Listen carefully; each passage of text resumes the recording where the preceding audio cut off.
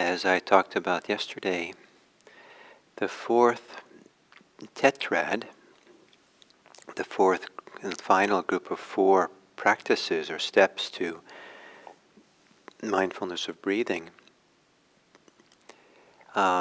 involve observing and to settle back and observe our experience. And a big part of the ability to observe what's being implied here is not to be assertive or not to be doing things, interpreting, changing, fixing, escaping our experience, but learning to have the stability and the ease and the strength of awareness to settle back and just really see clearly what is happening here, to observe clearly the moment. And when we don't overlay our ideas and our concepts, what we see is change. We see things are changing all the time. And it doesn't take a lot to appreciate, I think, that even aside from any ways in which we think things are unchanging, that moment by moment there's always change.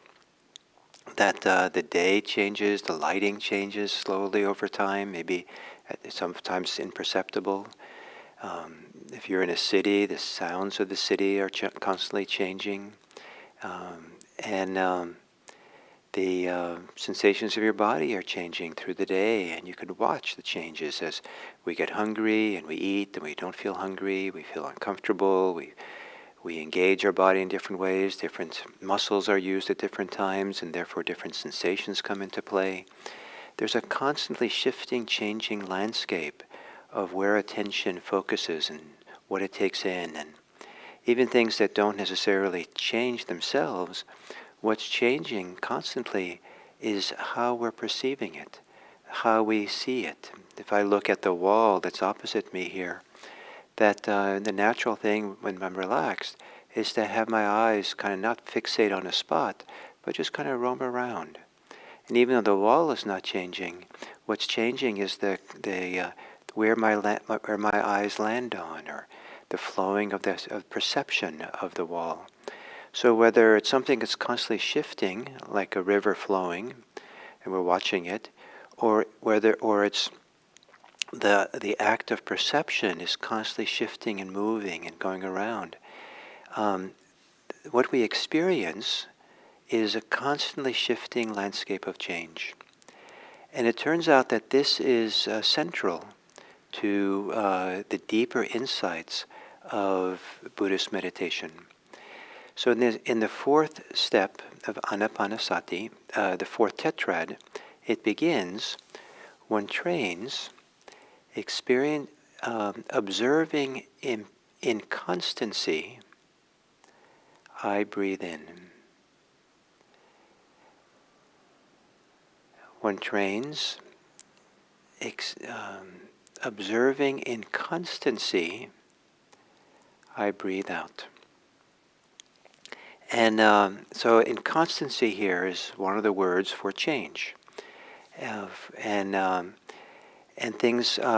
so here is to really begin appreciating and seeing the depth of how things are changing all the time.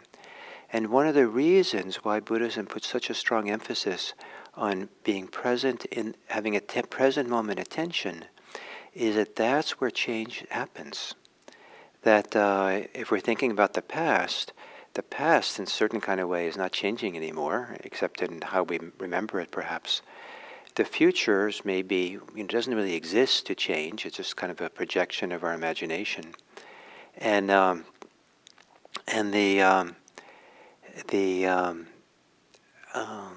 But in the present moment is where we see the change. It's kind of like that's where the river flows by of change and all that. And everything is changing, according to the Buddha. Everything is inconstant. And this is not necessarily obvious in ordinary consciousness and ordinary ways of being, but it's really central to what happens in deeper and deeper meditation. In meditation itself, where we're kind of no longer paying attention to the wall that's on the opposite side of the room or a mountain and saying, well, the mountain's not changing. And then we have to use our logic and say, well, it's slowly being worn down and eroding. But in meditation, with the eyes closed, sitting here, that as we begin to really open up to the present moment experience and really feel it, sense it, experience it, observe it, what we experience in that kind of context of meditation is a constantly shifting flow of phenomena. It's experienced after developing strong stability. And part of the paradox is that in meditation, the more still, the more stable the mind is, the more the mind observes change and impermanence. The more unstable the mind is, the more scattered and preoccupied the mind is, the more unsettled, the more we tend to impute permanence. The more we tend to get caught up in our ideas and thoughts and stories, which often carry with them a feeling of things are constant or permanent. This is the way things are. And I've certainly have fallen into the delusion of permanence without, it being kind of unconsciously even. If I think about it, of course, I don't believe what I'm feeling, but the way I'm acting sometimes. And remember one day, many years ago, having a difficult day with my child, and my wife and I were kind of like hovering over him and trying to manage with this highly spirited child.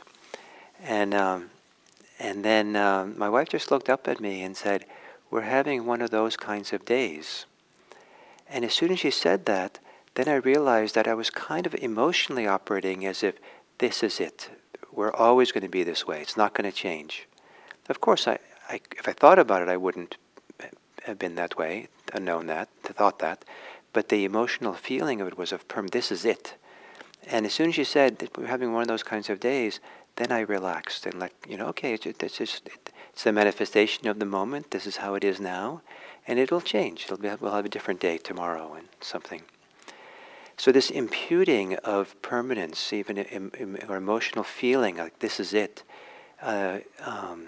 interferes with our ability to step back and benefit from the wisdom of change and the wisdom of how things move and constantly shifting. And this is one of the key insights of the Buddha. He doesn't say it this particular way, but this is kind of my interpretation, that things are always changing, and change is not random. Change happens because of the conditions that precede what's happening now. As conditions shift and changes, the direction of change, how things change, unfolds accordingly. That generally we don't have rain without clouds. The clouds are the condition for the changing weather of rain happening. And so when I feel cold, then perhaps it's harder to get, sometimes harder for me to get concentrated when I meditate. I've meditated sometimes in very cold weather, and I haven't really, the conditions were not there for me to get settled and calm. There was still change happening. Things were being in all kinds of different ways, but it wasn't one that supported becoming concentrated. And there are times when the weather has been comfortable or I've been bundled up nicely, and my body is not, coping with, cold and shivering, that I have different conditions of being cozy and settled, and it's easier then the conditions are there to allow the changing into a concentrated state of meditation. So depending on the conditions that are present, change go in different directions.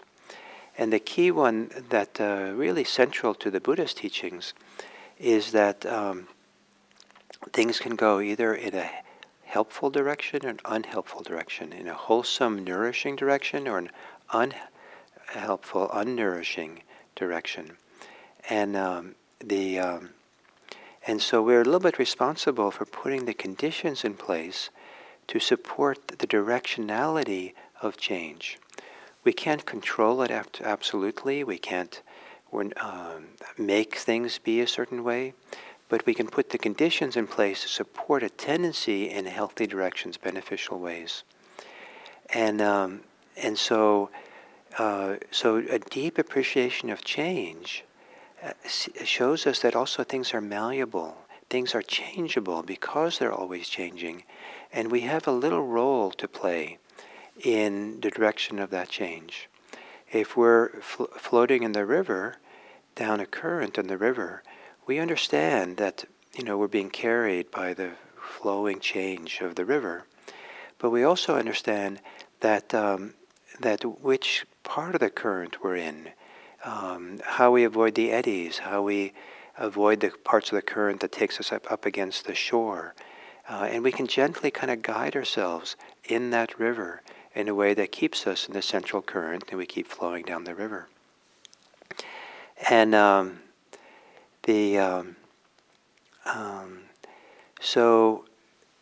being attuned to change is part of this